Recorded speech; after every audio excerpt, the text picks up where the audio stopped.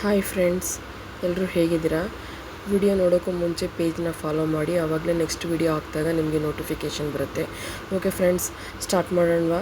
Last ಟೈಮೇ ನಿಮಗೆ ಇನ್ನೊಂದು ವಿಡಿಯೋ ಹಾಕಿದ್ದೆ, ಅದರದ್ದು ಕಂಟಿನ್ಯೂಷನ್ ಇದು. ಸೊ ಅದ್ರ ನೆಕ್ಸ್ಟ್ ಡೇ ಬಂದುಬಿಟ್ಟು ಮಾರ್ನಿಂಗೇ ನಾನು ಏನೆಲ್ಲ ಆಗುತ್ತೆ ಅನ್ನೋದನ್ನು ನಿಮಗೆ ಆಲ್ರೆಡಿ ಹೇಳಿದ್ದೆ. ಸೊ ಇದೊಂದು ಹಾಫ್ ಸ್ಯಾರಿ ಫಂಕ್ಷನ್ ಆಗಿರೋದ್ರಿಂದ ಇದು ನನ್ನ ಸಿಸ್ಟರ್ ಮಗಳು. ಮಾರ್ನಿಂಗೇ ಅವರು ಮನೆ ದೇವ್ರದ್ದೇನಿದೆ, ಮನೆ ದೇವ್ರದ್ದು ಪೂಜೆ ಎಲ್ಲ ಮುಗಿಸ್ಕೊಂಡ್ರು. ಸೊ ಹಂಗಾಗಿ ಅವರು ಅಡುಗೆಗೆಲ್ಲ ರೆಡಿ ಮಾಡ್ಕೋತಾ ಇದ್ದರು. ಸೊ ಮನೆ ದೇವ್ರ ಪೂಜೆ ಅಂದ್ರೇ ಅಡುಗೆ ಸ್ಟಾರ್ಟ್ ಮಾಡಬೇಕಿತ್ತು. ಹಾಗಾಗಿ ಮನೆ ದೇವ್ರ ಪೂಜೆನ ಬೇಗ ಬೇಗ ಅವರು ಮಗಳ ಕೈಯಲ್ಲಿ ಮಾಡಿಸ್ಬೇಕಿತ್ತು. ಸೊ ಹಂಗಾಗಿ ಬೆಳಗ್ಗೆನೇ ಮನೆ ದೇವ್ರ ಪೂಜೆನ ಮಾಡ್ತಾಯಿದ್ರು. ಅದಾದಮೇಲೆ ನಾನು ಸ್ವಲ್ಪ ರೆಡಿ ಆಗಬೇಕಿತ್ತು. ಮಕ್ಕಳನ್ನೆಲ್ಲ ರೆಡಿ ಮಾಡಿಬಿಟ್ಟು ನಾವು ಒಂದೊಂದು ಕಡೆ ಎಲ್ಲರೂ ಕೂಡ ರೆಡಿ ಆಗ್ತಾಯಿದ್ವಿ ಒಂದೊಂದು ರೂಮಲ್ಲಿ. ಮತ್ತು ಬ್ಯೂಟಿ ಪಾರ್ಲರ್ ಅವರು ಬಂದಿದ್ದರು. ಅವರು ಬಂದುಬಿಟ್ಟು ಅವಳನ್ನು ರೆಡಿ ಮಾಡ್ತಾಯಿದ್ರು. ಸೊ ಆ ಒಂದು ಬರ್ಡನ್ ಏನಿರಲಿಲ್ಲ. ಸೊ ಹಾಗಾಗಿ ಅವರೇ ಎಲ್ಲ ರೆಡಿ ಮಾಡ್ಕೋತಾಯಿದ್ರು. ಸೊ ಇನ್ನೊಬ್ಳು ಚಿಕ್ಕವಳಿಗೂ ಕೂಡ ರೆಡಿ ಮಾಡ್ತಾಯಿದ್ರು. ಹಂಗಾಗಿ ಅವ್ರಿಗೆ ಮಾಡಿಕೊಂಡು ಅವ್ರು ಸ್ವಲ್ಪ ನಾವೆಲ್ಲ ಸ್ವಲ್ಪ ಫ್ರೀಯಾಗಿ ನಮ್ಮ ಕೆಲಸಗಳ್ನ ನಾವು ಮಾಡ್ಕೋತಾ ಇದ್ವಿ. ಹಾಗೇ ಮಕ್ಕಳನ್ನೆಲ್ಲ ನಾನು ರೆಡಿ ಮಾಡಿಬಿಟ್ಟು ಅವರಪ್ಪನ ಜೊತೆ ಮೇಲ್ಗಡೆ ಕಳಿಸ್ಕೊಟ್ಟಿದ್ದೆ. ಏಕೆಂದರೆ ಕೆಳಗಡೆ ಇದ್ದರೆ ಸ್ವಲ್ಪ ಎಲ್ಲ ಗಲಾಟೆ ಮಾಡ್ತಿರ್ತಾರೆ ಅಂತಂದ್ಬಿಟ್ಟು ಮೇಲ್ಗಡೆ ಆಡಿಸ್ತಾಯಿದ್ರು. ಇನ್ನೂ ಜೋಡ್ಸೋಕ್ಕೂ ಮುಂಚೆನೇ ಆಡಿಸ್ತಾಯಿದ್ರು. ನನಗೆ ಸ್ವಲ್ಪ ಈ ಕೆಳಗಡೆನೇ ಸ್ವಲ್ಪ ಇವೆಲ್ಲ ಜೋಡಿಸ್ಕೊಂಡು ಮೇಲ್ಗಡೆ ತರಬೇಕಲ್ಲ. ಸೊ ಹಾಗಾಗಿ ನಾನು ಯಾವ ಪ್ಲೇಟ್ನ ಎಲ್ಲಿಡಬೇಕು ಅನ್ನೋದನ್ನೆಲ್ಲ ಸ್ವಲ್ಪ ರೆಡಿ ಮಾಡ್ತಾಯಿದ್ದೆ ಮೇಲ್ಗಡೆ ಬಂದುಬಿಟ್ಟು. ಸೊ ಮಧ್ಯಾಹ್ನ ಮೇಲೆ ಇಟ್ಕೊಂಡಿರೋದ್ರಿಂದ ಸ್ವಲ್ಪ ಟೈಮ್ ಇತ್ತು. ಸೊ ಹಾಗಾಗಿ ನಾವು ಸ್ವಲ್ಪ ಎಲ್ಲ ರೆಡಿ ಮಾಡಿಕೊಂಡು ನಿಧಾನವಾಗಿ ರೆಡಿ ಮಾಡ್ಕೊತಾ ಇದ್ವಿ. ಒಂದೊಂದೇ ಪ್ಲೇಟ್ಗಳನ್ನೆಲ್ಲ ಮೇಲ್ಗಡೆ ತೊಗೊಬಂದು, ಅದರಲ್ಲೂ ಬೇರೆ ತುಂಬಾ ಬಿಸಿಲು ಬಿಸಿಲು. ಹಾಗಾಗಿ ನಮಗೆ ಎಲ್ಪಿಂಗ್ ಕೂಡ ಸ್ವಲ್ಪ ಯಾರೂ ಇರಲಿಲ್ಲ. ನಮ್ಮಮ್ಮ ಮತ್ತು ನಾನು ನಮ್ಮ ಅಕ್ಕ 3 ಜನ ಸೇರಿಕೊಂಡು ಮೇಲ್ಗಡೆ ಎಲ್ಲ ತೊಗೊಬಂದು ಯಾವುದನ್ನು ಎಲ್ಲಿಡಬೇಕು ಅದನ್ನೆಲ್ಲ ಜೋಡಿಸಿ ಕ್ಲೀನಾಗಿ ಡೆಕೋರ್ ಮಾಡ್ತಾಯಿದ್ವಿ. ಇದೆಲ್ಲ ನೈಟ್ ಮಾಡ್ಕೊಂಡಿರೋದ್ರಿಂದನೇ ನಮಗೆ ಇಷ್ಟು ಈಸಿ ಆಗಿದ್ದು. ಇಲ್ಲಾಂತಂದರೆ ನೋಡಿ, ಎಷ್ಟು ಮಾರ್ನಿಂಗೇ ಇವೆಲ್ಲ ಮಾಡ್ತೀವಿ ಅಂತಂದರೆ ಎಷ್ಟು ಕಷ್ಟ ಆಗ್ತಾಯಿತ್ತು. ಸೊ ನೈಟು ಎಷ್ಟು ರಾತ್ರಿ ಆದ್ರೂ ಕೂತ್ಕೊಂಡು ನಾವೆಲ್ಲ ಇದನ್ನೆಲ್ಲ ಯಾವ ರೀತಿ ಮಾಡಬೇಕು ಅನ್ನೋದನ್ನೆಲ್ಲ ನಾನು ಮಾಡಿ ಸೈಡಿಗಿಟ್ಟು, ಸೊ ಮಾರ್ನಿಂಗ್ ಅದನ್ನೆಲ್ಲ ತೊಗೊಬಂದು ನಾನಿಲ್ಲಿ ಯಾವುದಾದ್ಮೇಲೆ ಯಾವ್ದು ಇಡಬೇಕು ಅನ್ನೋದನ್ನು ಪ್ಲೇಟ್ನ ಒಂದೊಂದೇ ಲೈನಲ್ಲಿ ಜೋಡಿಸಿ ಅದನ್ನೆಲ್ಲ ಡೆಕೋರ್ ಮಾಡ್ತಾಯಿದ್ದೆ. ಸೊ ಹಾಗಾಗಿ ಮತ್ತು ಇದರಲ್ಲಿ ಬಂದ್ಬಿಟ್ಟು ನೋಡಿ ಎಷ್ಟು ನೀಟಾಗಿ ಬಂದ್ಬಿಟ್ಟು ಡೆಕೋರ್ ಮಾಡಿದ್ದೀವಿ ಅಂತಂದ್ಬಿಟ್ಟು. ಈ ಥರ ಡೆಕೋರೇಷನ್ಸ್ನೆಲ್ಲ ನಾನು ಹೇಳಿದ್ನಲ್ಲ ಲಾಸ್ಟ್ ಟೈಮೇ. ಸೊ ಈ ಒಂದು ನನಗೊಂದು ತುಂಬ ಇಂಟ್ರೆಸ್ಟ್ ಜಾಸ್ತಿ. ಹಂಗಾಗಿ ನಾನು ಸ್ವಲ್ಪ ಇದನ್ನೆಲ್ಲ ಡೆಕೋರೇಷನ್ ಮಾಡ್ತಾಯಿದ್ದೆ. ಅದಾದಮೇಲೆ ಸ್ವಲ್ಪ ಕೆಳಗಡೆ ಬ್ಯೂಟಿ ಪಾರ್ಲರೆಲ್ಲ ಇದ್ರಲ್ಲ, ಅವಳೆಲ್ಲ ರೆಡಿ ಮಾಡಿದರು ಆಲ್ರೆಡಿ. ಸೊ ಅವಳು ಕೂಡ ತುಂಬ ಚೆನ್ನಾಗಿ ಕಾಣಿಸ್ತಾ ಇದ್ಲು. ಚೆನ್ನಾಗಿ ರೆಡಿ ಮಾಡಿದ್ದಾರೆ ಅವಳು ಕೂಡ. ಆ ಸೀರೆ ಅಂತೂ ಗ್ರೀನ್ ಕಲರ್ಗೆ ಬೇಬಿ ಪಿಂಕ್ದು ಬ್ಲೌಸ್ ಬಂದಿದೆಯಲ್ಲ, ಒಂಥರ ಪಿಂಕಿಶಲ್ಲಿ. ಸೊ ಆ ಬ್ಲೌಸ್ ಮತ್ತು ಅವಳಿಗೂ ತುಂಬ ಚೆನ್ನಾಗಿ ಕಾಣಿಸ್ತಾ ಇತ್ತು. ಹಂಗಾಗಿ ಅವಳು ಕೂಡ ತುಂಬ ಲಕ್ಷಣವಾಗಿ ಕಾಣಿಸ್ತಾ ಇದ್ಲು. ಮಕ್ಕಳು ಎಷ್ಟು ಬೇಗ ಬೆಳೆದು ಬಿಡ್ತಾರೆ ಅನ್ನೋದಕ್ಕೆ ಇಷ್ಟು ಸೀರೆ ಹುಟ್ಟಿದ ತಕ್ಷಣವೇ ದೊಡ್ಡವಳಾಗ್ಬಿಟ್ಲೇನೋ ಅನ್ನೋ ಥರನೇ ನಮಗೆ ಫೀಲ್ ಆಗ್ತಾಯಿತ್ತು. ಅದಾದಮೇಲೆ ಫಸ್ಟ್ ಅವ್ರ ಅತ್ತೆದೇರು ಬಂದುಬಿಟ್ಟು ಫಸ್ಟ್ ಅವಳನ್ನು ಕರ್ಕೊಬಂದ್ಬಿಟ್ಟು ಸ್ಟೇಜ್ ಮೇಲೆ ನಿಲ್ಲಿಸಿ ಅರಿಶಿನ ಕುಂಕುಮ ಮತ್ತು ಎಲ್ಲ ಹಾಕ್ತಾಯಿದ್ರು. ಮತ್ತು ಇವ್ರು ಬಂದುಬಿಟ್ಟು ಅವ್ರ ಮಾಮ ಬಂದುಬಿಟ್ಟು ಹಾರ ಹಾಕ್ತಾಯಿದ್ದಾರೆ. ಇದು ಅವರ ಅತ್ತೆ ಮಗ ಮಾಮ. ಅವರು ಬಂದುಬಿಟ್ಟು ಹಾರ ಹಾಕಿ ಅವ್ರನ್ನ ಸ್ಟೇಜಲ್ಲಿ ಕೂರಿಸಿದ್ರು. ಅದಾದಮೇಲೆ ಒಂದೊಂದೇ ಇನ್ನು ಸಾಂಪ್ರದಾಯಿಕವಾಗಿ ನಾವು ಮಾಡಬೇಕು ಅವಳಿಗೆ ಶಾಸ್ತ್ರವಾಗಿ, ಅದನ್ನು ಮಾಡೋಕ್ಕೆ ಸ್ಟಾರ್ಟ್ ಮಾಡಿದ್ವಿ. ಎಲ್ಲರೂ ಒಬ್ಬೊಬ್ಬರೇ ಬಂದು ಅವಳಿಗೆ ಯಾವ ರೀತಿನೆಲ್ಲ ಅರಿಶಿನ ಕುಂಕುಮ ಹಚ್ಚಿ, ನಮ್ಮ ಕಡೆ ಎಲ್ಲ ಹೆಂಗೆ ಅವ್ರವರು ಊರಿನ ಪದ್ಧತಿ ಎಲ್ಲ ಹೆಂಗೆ ಆಚರಣೆ ಮಾಡ್ತಾರೋ, ಸೊ ಆ ರೀತಿ ನಾವು ಸಿಂಪಲ್ಲಾಗಿ ಅಷ್ಟೇ ಮಾಡಿದ್ರೂ ಕೂಡ ನಾವು ಈ ಥರ ಎಲ್ಲ ಮಾಡಬೇಕು ಅಂತೇಳಿ ದೊಡ್ಡವ್ರು ಹೇಳಿದ ಮೇಲೆ ಅದನ್ನು ನಾವು ಮಾಡ್ತಾಯಿದ್ವಿ. ಮೊದಲು ಕಳಸ ಕೂರಿಸಿದ್ವಲ್ಲ, ಒಂದು ಚಿಕ್ಕದಾಗಿ ಕಳಸ ಡೆಕೋರೇಷನ್ ಮಾಡಿದ್ದೆ ನಾನು. ಸೊ ಆ ಕಳಸಕ್ಕೆ ಫಸ್ಟು ಅರಿಶಿನ ಕುಂಕುಮ ಎಲ್ಲ ಹಚ್ಚಿ, ಯಾವುದೇ ಕೆಲಸ ಆಗಬೇಕಂದ್ರೂ ಮನೆಯಲ್ಲಿ ಇಲ್ಲ ಗಣೇಶ, ಆ ಫಂಕ್ಷನಿಗೆ ತಕ್ಕಂಗೆ ಗಣೇಶ ಇರ್ಬೋದು, ಮತ್ತು ಅಮ್ಮನ ಕೂರಿಸೋದೆಲ್ಲ ಕಾಮನ್ ಅಲ್ವಾ, ದೃಷ್ಟಿಗೋಸ್ಕರನೂ ಇರ್ಬೋದು, ಅದು ಒಂದು ಮನೆಗೆ ಒಂದು ಒಳ್ಳೇದಾಗಲಿ ಅಂತಲೂ ಇರ್ಬೋದು. ಸೊ ಆ ಥರ ಎಲ್ಲ ಕಳಸ ಕೂರಿಸಿ ನಾವು ಡೆಕೋರ್ ಮಾಡಿ ನೈಟೇ ಇಟ್ಬಿಟ್ಟಿದ್ವಿ. ಸೊ ಫಸ್ಟು ತಾಯಿಗೆ ಫಸ್ಟು ನಾವು ಏನು ಅರಿಶಿನ ಕುಂಕುಮ ಇಟ್ಟು ಅಕ್ಷತೆ ಎಲ್ಲ ಹಾಕ್ಬಿಟ್ಟು, ಆಮೇಲಿಂದ ನಾವು ನಮ್ಮ ಮಗುಗೆ ನಾವು ಅರಿಶಿನ ಕುಂಕುಮ ಇಟ್ಟು ಅಕ್ಷತೆ ಎಲ್ಲ ಹಾಕಿ ಬಂದವರೆಲ್ಲರೂ ಕೂಡ ಅವಳಿಗೆ ಆಶೀರ್ವಾದ ಮಾಡ್ತಾಯಿದ್ರು. ಒಬ್ಬೊಬ್ಬರೇ ಎಲ್ಲ ಬರ್ತಾಯಿದ್ರು ನಿಧಾನವಾಗಿ. ಏಕೆಂದರೆ ತುಂಬ ಬೇರೆ ಬಿಸಿಲು, ಹಳ್ಳಿ ಸೈಡಲ್ವಾ, ಸ್ವಲ್ಪ ಅಲ್ಲಿ ಬಂದ್ಬಿಟ್ಟು ಎಲ್ಲರೂ ನಿಧಾನಕ್ಕೆ ಬರ್ತಾರಲ್ವ. ಹಂಗಾಗಿ ಎಲ್ಲರೂ ಒಬ್ಬೊಬ್ಬರೇ ನಿಧಾನಕ್ಕೆ ಬರ್ತಾಯಿದ್ರು.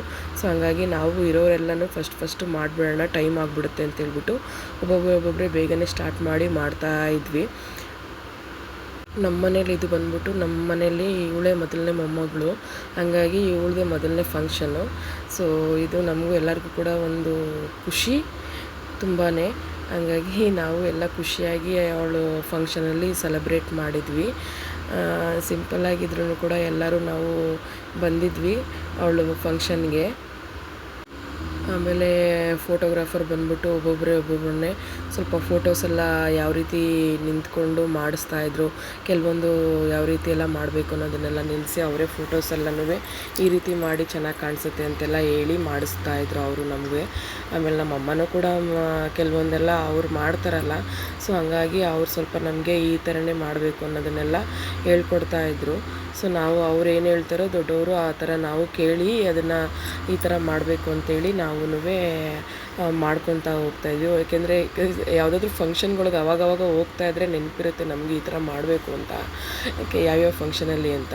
ಬಟ್ ನಮಗೂ ನೆನಪಿರಲ್ಲ ಯಾವುದಾದ್ಮೇಲೆ ಯಾವ್ದು ಮಾಡಬೇಕು ಅಂತ ಅಂದ್ಬಿಟ್ಟು. ಹಂಗಾಗಿ ನಾವು ದೊಡ್ಡವ್ರುಗಳು ಹೇಳ್ಕೊಡ್ತಾರಲ್ಲ, ಸೊ ಹಂಗಾಗಿ ಅವ್ರು ಹೇಳ್ಕೊಟ್ಟಿದ್ದನ್ನು ಆಮೇಲೆ ನಾವು ಮಾಡ್ತಾಯಿದ್ವಿ.